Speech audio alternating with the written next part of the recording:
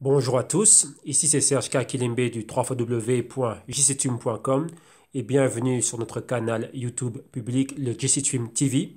Et aujourd'hui, comme tous les jours, on fait notre petite récap de ce qui s'est passé durant la journée et on va avoir un focus spécial sur une news que l'on a décortiquée en interne aujourd'hui et qui était super intéressante et donc j'ai cru bon de venir et de la partager avec vous.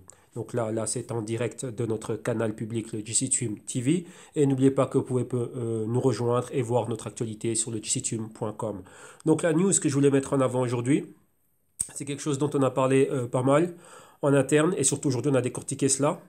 C'est une news qui est en rapport avec le futur halving du BTC qui aura lieu aux alentours du mois de mai 2020 et ça concerne Bitmain et réellement les grands acteurs dans la sphère du crypto mining et bien évidemment ici c'est le Bitcoin mining. Et donc là à l'écran on voit Jian Hu qui est le PDG et chairman de Bitmain. Et donc là, on voit que dernièrement, une news qui nous a été rapportée par CoinDesk, comme vous le voyez ici, ils ont remanié un peu leur stratégie, mais leur stratégie de vente des dispositifs miniers qu'ils fabriquent, donc les ASIC. Rappelez-vous, hein, hier on a vu une news concernant Nvidia, Nvidia avec les GPU et les GPU qui sont utilisés dans les ASIC. Donc vous voyez exactement bah, tiens, un peu la chaîne et qui utilise quoi. Et maintenant, ben, on a Bitmain qui, en vue de ce halving en 2020, est en train de retravailler et de repenser sa stratégie de vente. Mais vente de quoi? Vente des ASIC et d'avoir des partenariats avec des gros pools miniers chinois ou que sais-je. Et d'un autre côté, bah tiens, comme ils disent, et ce qu'ils sont en train de faire, comme vous voyez, comme on dit l'article, ils s'attendent à ce qu'il y ait un méga pump du prix du BTC. Donc c'est quelque chose de super intéressant. Pourquoi? Parce qu'il y a beaucoup de discussions concernant le halving, bien évidemment, qui aura lieu en 2020, et il y a beaucoup de, comment dirais-je, de FUD et de FOMO. D'un autre côté, il y a bien évidemment les partisans d'un mouvement haussier, qu'on pourrait voir le BTC dépasser ses hauts historiques. Maintenant, au moment où on parle, donc il est quoi? Il est 1h moins 20 du matin, heure de Paris, pardon. On voit exactement qu'on a le BTC qui est sous les 7200, donc dans les dernières 24 heures et au niveau de tout ce qui est weekly, on le voit être baissier. D'un autre côté aussi, on s'attendait à avoir un bull market cette année-ci et d'avoir le BTC au-delà des 20 000, donc sur ses anciens hauts historiques. On voit que ce n'est pas le cas. On est exactement quoi? Le 12 ou le 13 décembre, il ne reste que quelques jours avant la fin d'année, va-t-il réellement réaliser et réitérer cet exploit et dépasser cet exploit? On voit bien que pour le moment, on est dans le rouge, on est plutôt parti pour être baissier que d'être haussier. Mais l'année 2020 risquerait d'être une année différente. Ça, c'est ce que tout le monde souhaite, vu qu'on parle beaucoup de ce retour du bull market, et que maintenant ceci, que maintenant cela, que la SEC, que les ETF, enfin, énormément de choses, mais on s'attend à ce que ce soit haussier. Et donc là, il y a un acteur principal duquel on ne parle pas beaucoup, mais les mineurs, et surtout Bitmain, c'est quelque chose de super important. Vous voyez qu'on se focalise beaucoup sur le prix du BTC, donc du Bitcoin, ça va être où, ça va aller où, mais on oublie une chose, que ce BTC il est créé comment? Qui le crée? Et c'est là qu'on a bien évidemment les mineurs. Rappelez-vous que le BTC, c'est le résultat de quoi? De la récompense lorsqu'un mineur découvre un bloc et maintenant le rajoute à la chaîne et il est récompensé en BTC. Donc là maintenant, en gros, c'est un point clé. Et qui c'est qui domine le mining? Bitmain contrôle deux pools, BTC.com et le pool Antpool. Ils ont beaucoup de hash power. Donc là, c'est la puissance de calcul envoyée au réseau qui nous permet, un, de sécuriser le réseau Bitcoin. Et d'un autre côté, qu'est-ce qu'on a aussi? On voit qu'il y a pas mal d'acteurs, enfin très peu d'acteurs, qui se partagent ce hash rate et Bitmain étant l'un d'entre eux.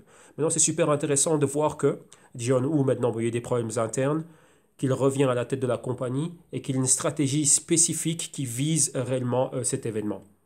Donc ça, c'est encore une couche en plus dans tout ce qui est FUD, FOMO, mais ça va alimenter les débats et bien évidemment, ça va générer des mouvements. Vu que, rappelez-vous, Bitmain est une compagnie, pour ceux qui ne le savent pas, qui opère dans tout ce qui est IA, on a le site internet, on va regarder ça tout de suite, donc dans tout ce qui est IA et vente de dispositifs, data center, etc., et bien évidemment crypto mining, et ils sont là pour faire des profits.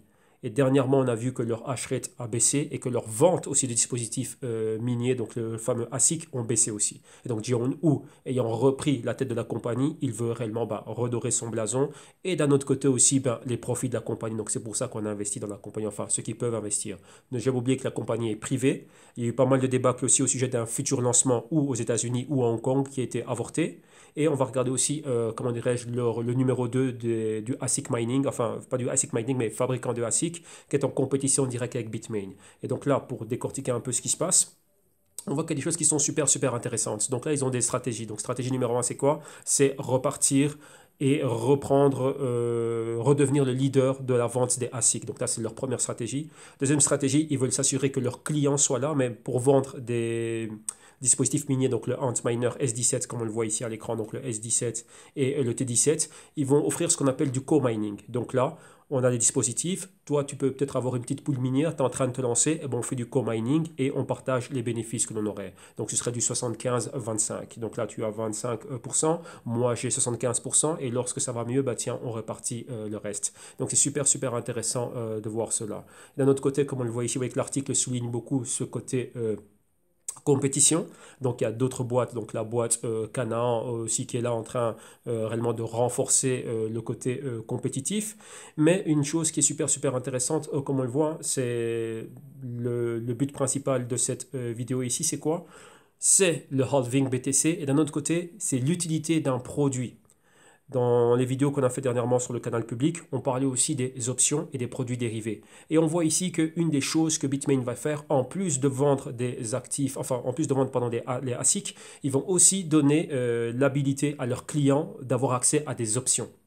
Une chose qu'il faut savoir, que très peu de personnes savent, enfin, maintenant bah, j'espère que ça va être clair pour tout le monde, il faut savoir une chose, ce qu'on dit être des big whales ou etc., donc les grandes baleines, parmi elles, il faut compter les fabricants, enfin les mineurs crypto. Pourquoi? Un mineur crypto, qu'est-ce qu'il a? Prenons le cas de Bitmain. Bitmain est numéro un. Bitmain mine, ils ont plein de BTC. Qu'est-ce qu'ils font avec ces BTC? Surtout étant en Chine. Rappelez-vous qu'en Chine, le BTC n'est pas un moyen d'échange. Donc Bitmain, pour eux, c'est juste un business. Une fois qu'ils ont ce BTC, qu'est-ce qu'ils vont faire? Un, qui sont réellement leurs clients? Premièrement, on a tous ceux qui opèrent dans tout ce qu'on appelle le asset management. Un exemple, Grayscale, qui est un fonds, mais un fonds qui se négocie en OTC. Donc là, Grayscale peut être un client de Bitmain. Ça veut dire quoi? Bitmain, une fois qu'il a miné son BTC, il peut le revendre en OTC à Grayscale. Donc ils peuvent s'accorder sur un prix, et ensuite voilà. Moi, Grayscale, je t'envoie des dollars via, tu me dis à quel compte bancaire, et moi, tu me dis où est ton wallet, je t'envoie le BTC. Premier point. Deuxième point, les exchanges. Binance, BitMEX, etc., Bitfinex, qui peuvent être leurs clients? Eh ben Bitmain. Bitmain, rappelez-vous, en Chine, ils n'ont pas le droit d'utiliser le Bitcoin comme étant un moyen de paiement. Ils peuvent avoir du Bitcoin comme étant une propriété. Mais moi, je suis Bitmain. Qu'est-ce que je fais avec tous ces BTC? Moi, rappelez-vous, le but de ma compagnie, c'est de faire des profits. Donc, je mine à 5000 et tiens, je revends à 7200 par exemple. Eh ben, j'ai fait 2200 ici de profit, donc tant mieux. Non, je passe par quoi et par qui pour faire cela? Là, l'exchange intervient. Donc, c'est quelque chose qui est super, super important. Et dans quelques instants, je vais parler aussi pourquoi est-ce que ce côté halving et tout ce qui pourrait se passer, pourquoi est-ce que c'est à double tranchant? Rappelez-vous, il y a ce FUD, ce FOMO. Donc on dit, ouais, tiens, Bitmain rentre dedans, ils ont une stratégie, on s'attend à ce que ce soit haussier. Bien évidemment, eux, c'est ce qu'ils veulent. Hein. Donc là, réduire les coûts d'opération, avoir des marges de profit qui sont super grandes. Et donc, se dire quoi? Revendre le BTC au prix le plus haut. Donc imaginez-vous maintenant, comme ils le disent ici, hein, ils ont un prix du minage qui pourrait osciller aux alentours des 5000. Enfin non, ça c'est par rapport à des options qu'ils sont en train de donner. Mais imaginons que eux, pour eux, en termes d'électricité, etc., pour produire un BTC, il leur faut 5000. Maintenant, à 7200, ils sont en profit. Donc, ils peuvent prendre le BTC, le revendre et empocher les 2200 dollars plus ou moins. C'est cool. Maintenant, imaginez-vous que le Bitcoin tombe sous ce niveau. Là, c'est problématique. Donc là, en plus de cela, ils font appel à des produits dérivés. Donc là, comme je disais il y a quelques instants, ils peuvent passer par du OTC, donc avoir des clients, Grayscale ou d'autres asset management. Asset manager plutôt, pardon. Et d'un autre côté aussi, qu'est-ce qu'ils peuvent faire? Comme on le voit ici, une partie de leur stratégie, ça va être utiliser des dérivés. Des dérivés pour se couvrir par rapport aux frais de minage. Donc comme on voit ici, bah, tiens, imaginons qu'on a le BTC est à 5000 au mois de mars. Donc là, ils ont donné un petit exemple, hein, donc 35 000 juin, donc ça ferait 5000 dollars au 27 mars. Eh ben, ils vont donner à leurs clients la possibilité d'avoir accès à des options. Donc des options pour se couvrir. Donc là, ça rejoint parfaitement ce qu'on avait vu et décortiqué dans une émission il y a quelques jours. C'était ce côté dérivé qui utilise cela. Donc vous voyez que là, ce sont pour des opérations commerciales. On a un business qui utilise ces options. Mais d'un autre côté, on a bien vu aussi qu'il y a beaucoup d'entités, des hedge funds, etc., et des particuliers, moi y compris, qui utilisent ces produits tout simplement pourquoi? Pour de la spéculation. Donc là, le Bitcoin de 7700, 7200 par exemple, il va à 8000, on est haussier. De 7200, il tombe à 6000, et on short le BTC. Donc là, en gros, c'est ça. Donc là, on capitalise sur les mouvements, les fluctuations de prix, donc là, grâce à la volatilité. Mais pour eux, qui opèrent dedans, ils ont un business, ils cherchent à avoir des profits, et si profit il n'y a pas, ils doivent couvrir ces profits. Donc là, c'est super, super clé.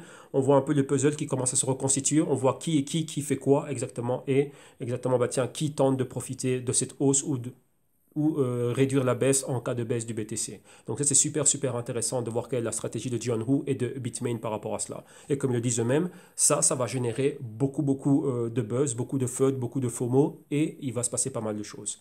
Maintenant, pour en revenir à notre fameux halving BTC, qu'est-ce qu'on voit? On va à Binance Academy et on voit qu'on a le décompte enfin, combien de jours il nous reste jusqu'à ce qu'on arrive à ce fameux halving, 156 jours, 9 heures, 12 minutes et maintenant exactement 49 secondes. Donc là, c'est super intéressant. On va voir comment est-ce que leur stratégie va fonctionner par rapport à cela. Donc maintenant, on va chez Bitmain. Et Bitmain, qu'est-ce qu'on voit? Ben là, on a leur site internet. Vous voyez qu'ils opèrent pas mal de choses, hein. Donc, ils vendent des Antminer, ils opèrent dans l'intelligence artificielle, ils opèrent le Antpool, qui est un gros pool minier, et ils opèrent le BTC.com, qui est un autre pool minier. Donc, ces deux pools miniers à eux deux, ils ont plus de 30% du hash power Bitcoin. Donc, maintenant, on voit qu'ils vont réellement favoriser une stratégie de vente de leur Antminer, vu que les ventes ont été en déclin, etc. Donc là, revenir et se maintenir comme étant les vendeurs de choix de dispositifs miniers. Maintenant, on regarde leur compétition, et leur compétition, on a vu c'est qui? Ben, c'est Canaan. Et Canaan, récemment, donc là on a le fondateur, avec là ils opèrent aussi en vente de ASIC, ils sont classés numéro 2 et la boîte est basée à Beijing, donc à Pékin, et ils se sont inscrits, donc lancés en bourse, donc là c'est devenu une compagnie publique, ils sont au Nasdaq. Donc c'est super intéressant de voir cela. Et d'un autre côté, oui, nous on est là en tant qu'investisseurs, spéculateurs, enfin personne qui tente toute personne, enfin comme nous qui tentons de profiter, on va dire, de ces fluctuations de prix et de l'issue d'un BTC haussier ou d'un BTC baissier. C'est super intéressant de pouvoir élargir notre horizon, de comprendre ce qui se passe et de mettre sur pied des stratégies. Donc là, il y a pas mal de choses qui peuvent être faites. Regardez ce que je venais de dire au début lorsque je parlais des OTC, donc des Asset Managers comme le Grayscale. Bon, c'est un fonds, ça se négocie, mais c'est en OTC, donc c'est assez compliqué d'avoir des informations. C'est réservé aux investisseurs accrédités et institutions, etc. D'un autre côté, Bitmain, c'est une compagnie privée, on ne sait pas ce qui se passe. Et on voit que ce genre de choses peuvent être utilisées ou du moins intégrées dans nos stratégies. Pourquoi? Ben, pour être exposées aussi aux cryptos. Ouais, un peu, c'est comme une compagnie. Bon, je m'intéresse au pétrole. Je ne sais pas exactement ce qui se passe avec le pétrole, le prix du baril, etc. Bah, pourquoi pas m'exposer à une compagnie qui extrait ce pétrole? Donc Chevron, ExxonMobil ou Total, par exemple. Et dans ce cas-ci, ben, le Bitcoin, ce serait pareil. On a le BTC, je ne comprends pas ce qui se passe avec le BTC. Il me faut un wallet, il me faut ci, il me faut ça. Ben, pourquoi pas m'exposer à une compagnie qui réellement, bah, tiens, ou on va dire son moteur de business, ben, c'est principalement être exposé et opérer avec le BTC. Donc ça, ce sont des choses qui sont pas mal d'y penser. Pourquoi? Parce qu'il y a pas mal d'avenues à travers lesquelles on peut arriver à être exposé au BTC. Dans l'émission d'hier, on parlait de Nvidia, chose qui a été utilisée par pas mal d'entités et d'institutions à Wall Street pour être exposées aux cryptos. Et vous savez que ça s'est mal soldé, hein, maintenant, des problèmes en justice avec des investisseurs, etc. Mais ici, on est dans des spécificités et dans des compagnies qui spécifiquement évoluent dans le business crypto et principalement dans tout ce qui est Bitcoin. Rappelez-vous, Bitmain, compagnie privée, donc on ne sait pas ce qui se passe, il n'y a pas de rapport trimestriel. Ils voulaient sortir en bourse, c'était avorté, mais ce serait bien de les voir être en bourse. Pourquoi? Ça donnerait quelque chose en plus, hein. Donc là, une couverture en plus et des stratégies en plus. Rappelez-vous que lorsque la compagnie est en bourse, si on voit que tiens, ce mois-ci, enfin ce trimestre, ils ont miné bien et ils ont bien vendu et ils ont eu des bons revenus, ok, ben, ça peut être un proxy et quelque chose en plus. Donc là, être haussier sur Bitmain par exemple, et si on voit que ça se passe mal, ça pourrait mal se passer aussi pour le BTC, eh ben tiens, shorter la compagnie ou faire ou que sais-je avec. Donc ça c'est super intéressant. Maintenant, comme vous l'avez bien, on parlait des produits dérivés, on voit que Bitmain est une entité qui utilise aussi ce genre de produits dérivés. Et qu'est-ce qu'on a? On a le BACT. BACT, c'est qui? La société mère qui est derrière le BACT, c'est la société qui s'appelle ICE, que l'on voit ici, Intercontinental Exchange. Donc là, je vais me bouger. Voilà, là, je suis là. Vous voyez qu'on a le Nasdaq aussi qui va commencer à donner ce genre de produits. On a Canaan qui est listé au Nasdaq. On a le CIBO qui donnait des produits, des contrats futurs BTC. On a le ICE maintenant avec le BACT qui donne des contrats futurs BTC en règlement en cash, règlement physique, donc en BTC qui est délivré à l'échéance. Et il y a des contrats d'options. Et on a le CME aussi qui va lancer ses contrats d'options. Et il y a déjà des contrats futurs. Donc là, c'est super intéressant. Maintenant, en plus, on a la... excusez-moi. On a la compagnie Canaan qui est listée aussi. Donc tout ça aussi, ce sont des choses à prendre en compte et ça peut nous permettre de peaufiner, d'élargir nos horizons et d'avoir des stratégies de couverture, et etc. Donc voilà un peu l'idée, voilà un peu ce que je voulais commenter par rapport à ça. Donc c'est super intéressant. Bien évidemment, on sera là pour continuer à voir ce qui se passe vis-à-vis du halving BTC. Maintenant, pour revenir un peu au BTC, on voit là où on est en train d'évoluer aujourd'hui, hein. Donc on est dans la zone des 7200, pourquoi pas baisser pour atteindre les 7000. Mais moi, c'est sur autre chose que j'aurais aimé attirer votre attention. Et c'est sur le halving, mais le halving du Nasdaq, pardon, pas du Nasdaq, mais du Litecoin. Rappelez-vous que dernièrement, on a vu le Litecoin qui a fait son halving. Donc là, en amont du halving, donc là, on voit la forte chute. Donc les plus hauts que le LTC avait atteint les 400 $. Au pic fin 2017, début 2018, on voit comment on a chuté, atteindre cette zone des 25 $, si je ne me trompe pas, reprendre au premier semestre de cette année. Donc là aussi en amont, donc rappelez-vous, un pré-halving, on a atteint les 150 $. Post-halving, on voit que ça a chuté. Donc on voit que les mineurs ont abandonné, il y a une chute du hash rate, etc., etc. Donc là, on voit que clairement, on est bien reparti pour refaire un deuxième double bottom et pourquoi pas atteindre la zone des 25 $. Et vous voyez que c'est plus ou moins le même patron que l'on a. Vous voyez que là, on a capitulé en termes de Litecoin. Mais lorsqu'on regarde le BTC, on a cette formation de drapeau haussier. Avec le BTC aussi, ben là, on a un bas, on a une zone de bas plus haut et un autre bas plus haut. Pourquoi pas? Pourquoi pas? Est-ce que cette zone des 7200 pourrait être un point bas et qu'on fasse demi-tour et qu'on remonte? Rappelez-vous, maintenant, on a le halving qui arrive. Donc là, il y aura pas mal de choses qui peuvent être générées. Mais d'un autre côté, pourquoi pas aussi revenir dans des niveaux qui sont bien plus bas, avoir un BTC qui est sous les 5000. Donc rappelez-vous, comment est-ce que je fais? Moi, si j'ai acheté le BTC à ce niveau ou à ce niveau, donc là, je suis en perte, comment je fais? Et c'est là maintenant que c'est intéressant d'avoir des produits et d'autres actifs qui me permettent de couvrir, on va dire, mon exposition. Donc ça, c'est exactement ce qu'on est en train de voir maintenant avec le BTC, enfin ce qui pourrait se passer avec le BTC, mais comment on va jouer cela de manière stratégique. Et ça, c'est super, super important. Bien évidemment, Litecoin, c'est pas Bitcoin, mais on a vu déjà ce qui s'est passé. Mais ce qu'il faut noter, on va dire ce qui est, entre parenthèses, positif pour le BTC, c'est que lorsqu'on avait le halving de Litecoin, on n'a pas vu Bitmain se prononcer, ni John Hu se prononcer. Là, on parle de Bitcoin, c'est la plus grande crypto, bien évidemment, et là, on voit Bitmain se prononcer et avoir une stratégie spécifique par rapport à cela. Et rappelez-vous, hein, c'est quelque chose de super intéressant et c'est un bon indicateur pour nous aussi de voir qu'il y a ce genre d'acteurs qui s'intéressent à cela. Pourquoi? Ils ne font pas ça pour perdre. Rappelez-vous que eux, leur but, c'est vendre des ASIC, mais ils ne vont pas vendre des ASIC à des clients qui vont perdre ou quoi que ce soit. Donc là, ouais, ils vont vendre des ASIC, faire en sorte que les clients soient à l'aise et qu'ils puissent se retrouver, donc avoir des options, couvrir leurs frais, etc., etc. Mais en gros, c'est une stratégie qui est basée sur le succès. Qu'est-ce que ça veut dire d'avoir un prix de BTC qui est haut?